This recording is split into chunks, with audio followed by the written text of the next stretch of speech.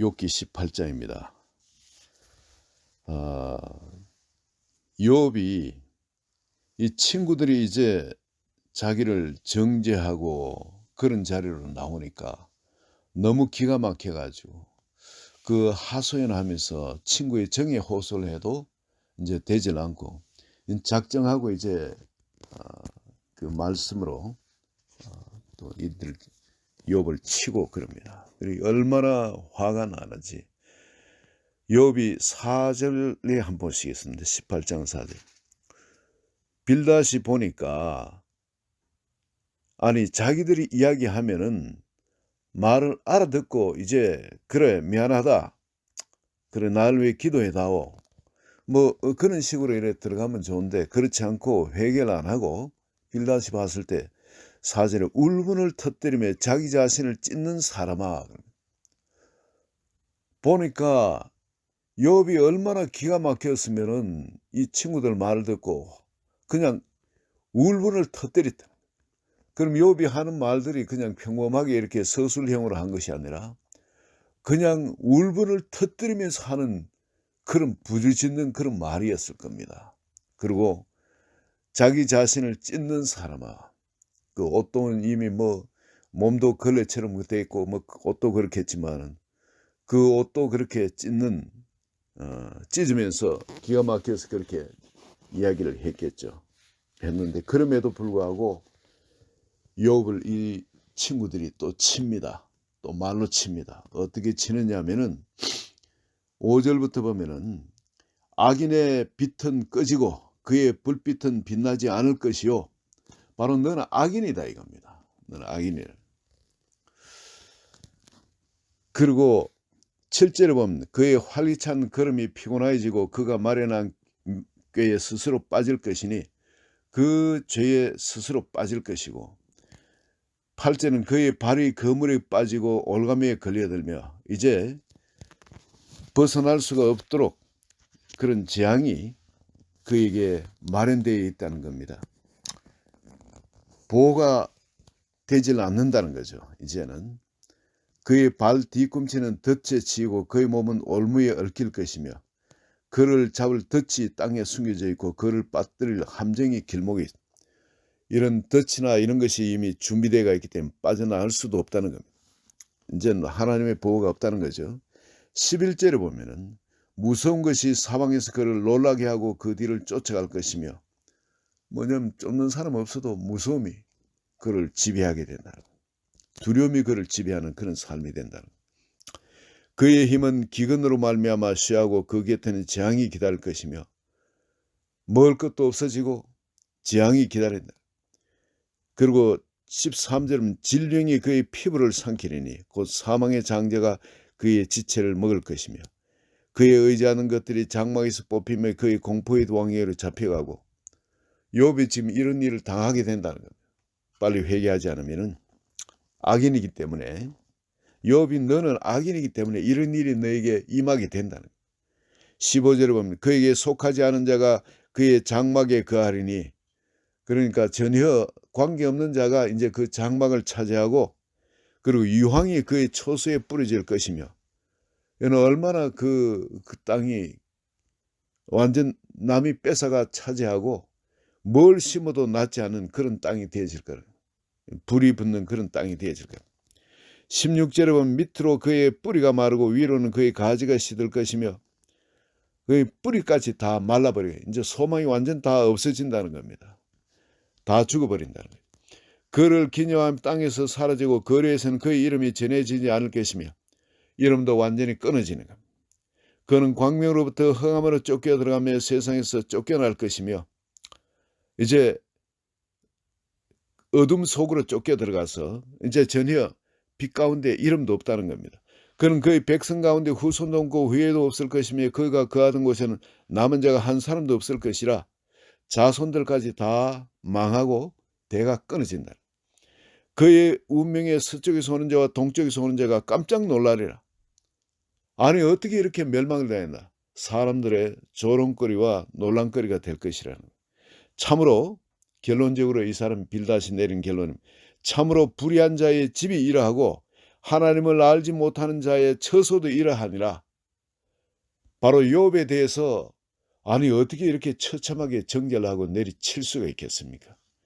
그 욥이 오죽하면은 이 엘르바스의 이야기에도 그냥 또 다른 형제들 소발이나 그런 형제들의 이야기 또 빌닷의 이전의 이야기에 기가 막혀가지고 그냥 울분을 터뜨리면서 하소연을 해도 자기 자신을 찢으면서 그렇게 하소연을 해도 빌닷은 오히려 여기서 더 사정없이 말의 채찍으로 이렇게 사람을 정죄하면서 내리칩니다.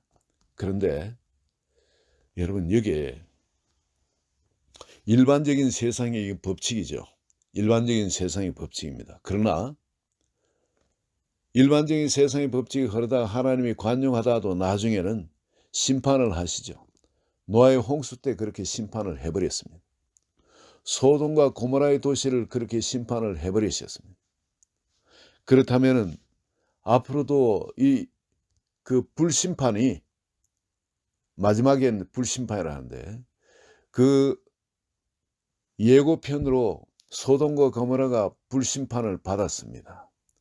그렇다면은 전에 한국의 도시 서울이 너무 그 부패하고 할 때 김정은을 통해서 불심판이 서울을 임한다고 그런 이야기를 했었죠. 경고를 하고 회개치 않으면 그렇게 된다고.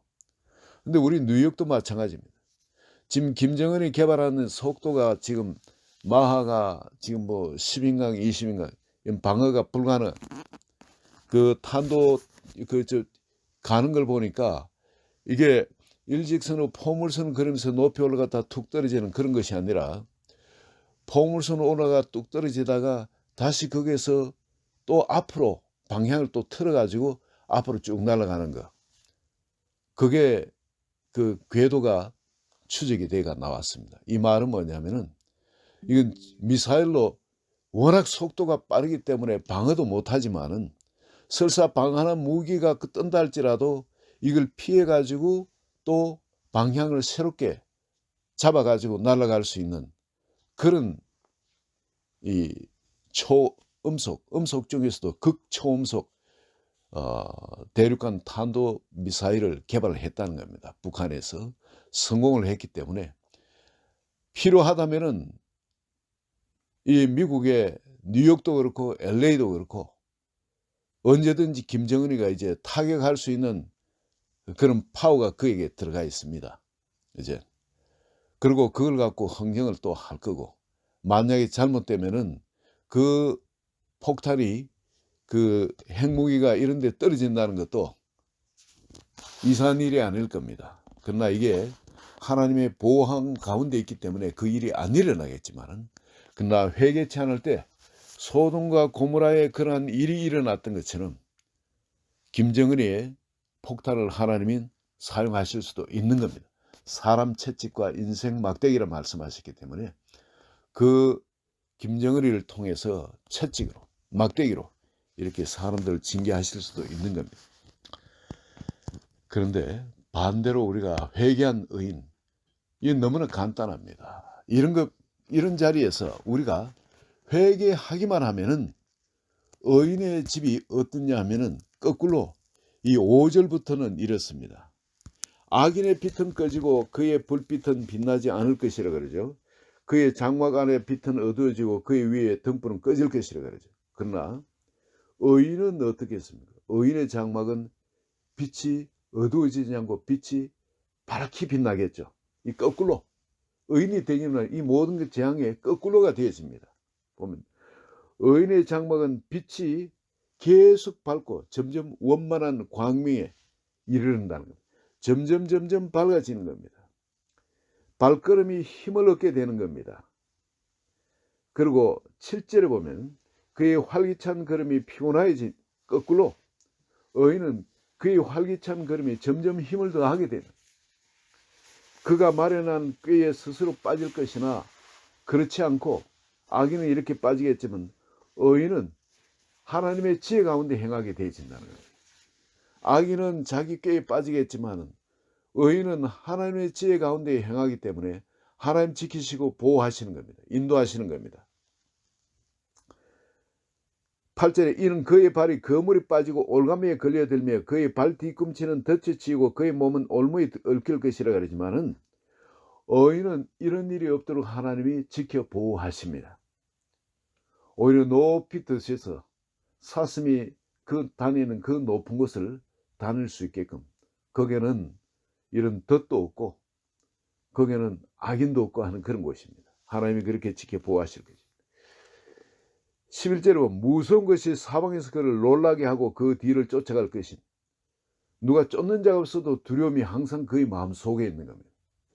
이유를 알 수 없는 불안, 근심, 두려움이 그를 공격합니다. 그러나 의인에게는 하나님 주신 평안이 그의 마음을 지배하게 됩니다. 어느 곳에 어떤 환경에 가도 평안이 마음을 지배하게 됩니다. 불안이 오면 그냥 기도하면 돼요. 평안이 올 때까지 기도하면 됩니다. 그럼 다시 평안이 그의 마음을 지배하게 되어집니다. 12절은 그의 힘은 악인의 힘은 기근으로 말미암아 쉬하고 그 곁에는 재앙이 기다릴 것이라 그러지만은 의인은 항상 하나님으로부터 새 힘을 얻습니다. 재앙이 아니라 소망이 그를 기다리고 있습니다. 13절에 보면 질병이 그의 피부를 삼키려니 이 지금 욥에 대고 이야기를 하죠. 악인이기 때문에 지금 질병이 너의 피부를 지금 삼키고 있지 않냐. 온통 피부에 구더기가 그냥 끓고 그런 자리에 들어가죠. 곧 사망의 장자가 그의 지체를 먹을 것이며 욥 너 그렇게 죽는다는, 이제 곧 죽는다는. 네가 의지하는 것들이 장막에서 뽑히는 그를 쫓기고 그런 공포의 왕으로 잡혀가게 됩니다. 바로 그런 일이 일어나겠지만 의인은 어떻게 됩니까? 의인은 치유가 일어납니다. 하나님의 치유.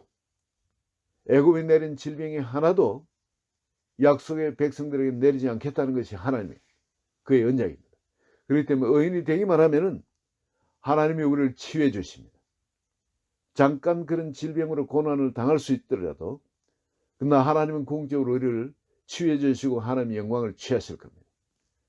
여러분 이거 질병이 우리를 공격해 오더라도 여기에 당하지 마시기 바랍니다. 반드시 하나님은 우리를 치유하시는 하나님이십니다. 놓치지 마시기 바랍니다. 그리고 15절에 보면은 그에게 속하지 않은 자가 그의 장막에 거하리니 유황이 그의 초소에 뿌리질 것이며 남이 아무리 내가 수고하고 노력해도 결국은 남이 와가 그걸 차지한다는 겁니다. 그걸 뺏기게 될 거예요. 그러나 의인은 어떻습니까? 하나님이 지켜주시니까 형통한 점점 더 번성해져요. 16절을 보시면 악인은 밑으로 그의 뿌리가 마르고 뿌리조차 말라버립니다. 뭐 열매도 없고 그냥 시들버려 끝날 거예요. 그러나 하나님의 자녀는 의인은 어떻게 된답니까? 번성해집니다. 뿌리도 깊이 물가에 심기운 나무처럼 그렇게 잎도 청정하고 아무리 가뭄이 들어도 열매가 풍성하고 진액도 풍성해지는 그런 번성의 축복이 있게 되어집니다. 하나님께로부터 나기 때문에 그래요. 생명에다 뿌리를 내렸기 때문에 그 생명을 취하기 때문에 세상에 이 여러 가지 재앙에 또 가뭄에 상관없이 하나님의 생명으로부터 끊임없이 그 축복을 흡수를 합니다. 그래서 진액이 풍성하고 잎도 무성하고 열매도 풍성한 그런 축복이 있게 되어집니다. 나이가 많아서도 결실하는 그런 축복이 있게 되어집니다. 17절에 보면 그를 기념하며 땅에서 사라지고 거리에서는 그의 이름이 전해지지 않을 것이며 자 이름도 이제 완전히 다 끝나버립니다. 처음에는 조롱하고 그 다 나중에 사람 그 이름까지 잊어버리겠지만 17절에 하나님을 믿는 사람 의인의 장만 의인의 이름은 어떻게 된답니까? 영화로운 이름으로 두고 남게 되집니다. 영화로운 이름. 18절에 보면 그는 광명으로부터 흑암에 쫓겨 들어가며 세상에 쫓겨나지 어둠이 그를 주장하게 될 것이라는 거죠. 그리고 19절에 그는 그의 백성 가운데 후손도 없고 후예도 없을 것이며 그가 거하던 곳에 남은 자가 한 사람도 없을 것이라. 자손들까지 대가 끊기게 된다는 겁니다. 어둠 가운데 그냥 들어가서 모든 것이 사람들이 잊어버리게 되는. 그러나 의인은 어떻다는 어둠이 아니라 빛 가운데 드러나게 되어집니다. 그리고 자손도 번성하게 되어진다 그러죠. 그리고 20절은 그의 운명에 서쪽에서 오는 자와 동쪽에서 오는 자가 깜짝 놀라리라. 아니 어떻게 이렇게 철저한 멸망이 이 가운데 임했을까? 그리고 사람들이 그냥 깜짝 놀랄 것이. 그러나 의인에게는 어떻습니까? 하나님의 영광이 바라보고 하나님의 영광이 그와 함께 있는 걸 보게 되어집니다. 하나님이 함께하고 있는 것을 보게 되어집니다. 점점 하나님의 그에게 나타난 하나님의 영광은 커져갈 겁니다. 놀라운 일이 그 불의한 자의 집에 이런 일이 일어나고, 그러나 하나님을 알지 못하는 자의 처소가 이럴지라도 하나님을 아는 자, 그리고 의인의 집에는 바로 제가 말씀드린 이 거꾸로 하나님의 그 축복과 영광과 하나님의 지혜가 임하게 되고, 하나님의 빛이 임하게 되고, 하나님의 힘이 위로부터 임하게 되고, 하나님의 보호하심이 그에게 임하게 되고, 하나님 주시는 평안이 그에게 임하게 되고, 하나님이 주시는 신령한 독수리의 날개침에 올라가는 그 힘이 그냥 기근이나 재앙이나 이런 것 상관없이 그렇게 그를 지키고, 그리고 하나님께서 치유하시는 치유의 능력이 그에게 임하게 되고, 하나님이 주시는 형통함이 그에게 임하게 되고, 하나님이 주시는 번성함이 그에게 임하게 되고, 하나님이 주시는 영화로운 이름, 그 이름이 그에게 임하게 되어지고, 그리고 자손들이 번성하고 자손들이 축복을 받게 되고, 그리고 궁극적으로는 하나님의 영광에 그 집안이 그가 휩싸이게 되어 있다. 이건 악인에게 주시는 그 재앙들, 그것도 있지만은 이 빌닷이 여기서 그 이야기를 안 했어요. 악인에 대한 이야기만 했지. 너는 악인이야, 너는 죄인이야, 막 울분에 터져가지고 막 가슴을 찢고 그런데도, 옷을 찢고 그런데도 계속 이렇게 정죄하려고 공격을 합니다. 그러나 여러분, 여기서 거꾸로 그 의인은 대신에 이런 축복이 있노라 하고 그런 이야기만 진리를 밝혀줬어도 얼마나 좋겠어요. 그런데 이게 반쪽 진리, 그리고 적용되면은 오히려 사람을 죽이는, 해당되지 않는, 욥에게는 해당되지 않는 진리를 이야기해가지고 정죄를 하니까 욥이 죽을 지경이 되는 겁니다. 그러나 여기에 온전한 진리 같으면 악인은 이럴지라도 의인은 이렇다는 겁니다. 그러나 언제라도 욥이 바로 이런 자리, 내가 볼 때 다 우리가 판단할 수 없지만은, 그러나 언제라도 하나님은 너를 위해서, 이런 고난과 어려움이 있지만은 하나님께서는 너를 들어서 반드시 이런 축복 가운데 하나님이 너를 영화롭게 하시려고 기다리고 계신다. 그런 이야기만 해도 기다리고 계신다 하면은 악인 같으면은 회개하는 거고, 죄인 같으면 회개하고 나올 거고, 그 빛을 보고 말이죠. 그 진리의 빛을 보고 그럴 건데, 너는 죄인이야 하고 이 죄인이 받는 재앙을 가지고 내리치니까 이 사람을 더 죽이는 겁니다. 오늘 하나님께서 우리에게 주신 것은 이런 엄청난 의인이 받는 축복입니다. 의인이 받는 이런 영광이 우리에게 준비되어 있습니다. 어려운 거 아니죠. 그냥 회개하고 하나님의 그 생명이, 하나님 진리가 나를 통해 살도록만 하면 됩니다.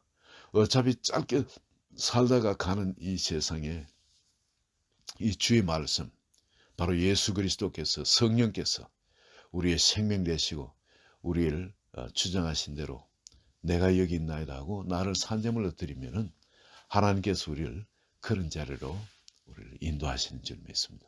오늘 한 분 한 분의 삶에도 바로 의인에게 주신 이 복이 충만히 하나님의 영광의 빛으로 나타나는 한 분 한 분 되시기를 예수 그리스도의 이름으로 축원드립니다.